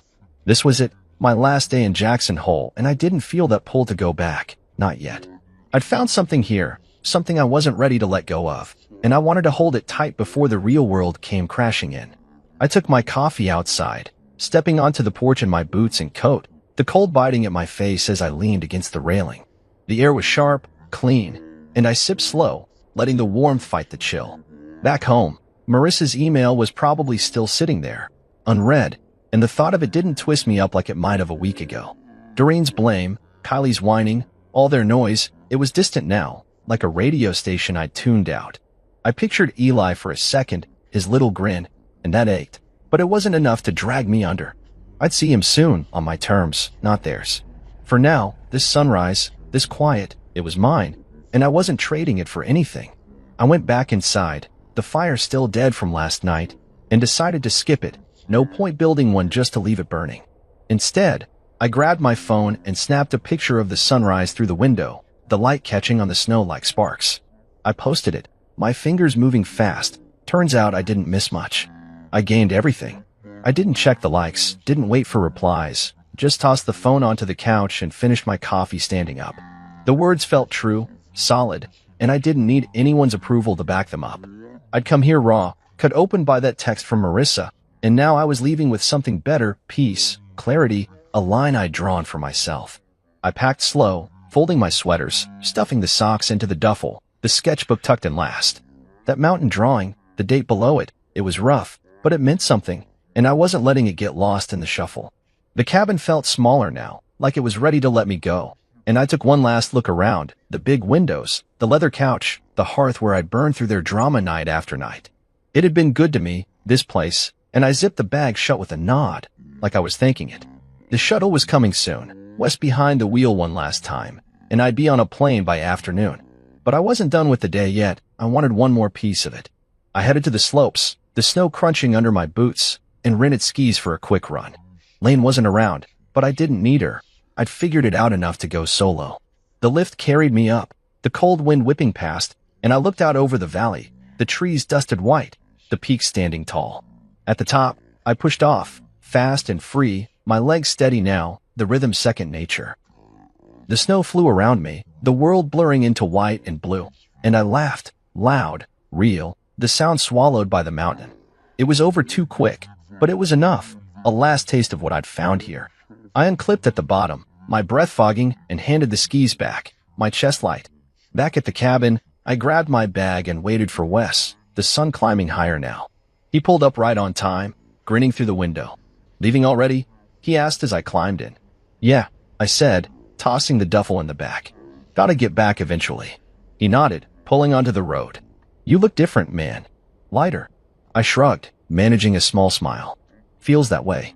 He didn't push, just drove, the hills sliding by as we headed for the airport. I watched them go, the snow, the pines, and felt a pang, not regret, but something close to gratitude. This place had given me more than I'd expected, and I wasn't forgetting it. At the airport, I checked in, the ticket in my hand a quiet end to it all.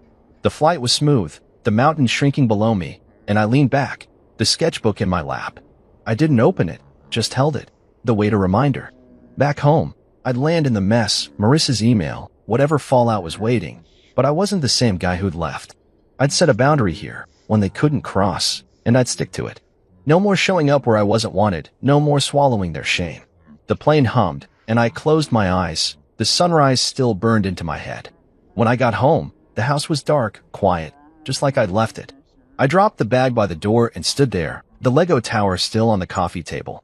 It hit me, Eli, the birthday I'd missed, but I didn't let it pull me down. I'd see him soon, just us, no circus. I grabbed a beer from the fridge, cracked it open, and stepped outside, the night cool and still. The stars were out, not as bright as Wyoming's, but enough. I raised the bottle to the sky, a small salute to the horizon I'd left behind, and whispered, "Here's to peace."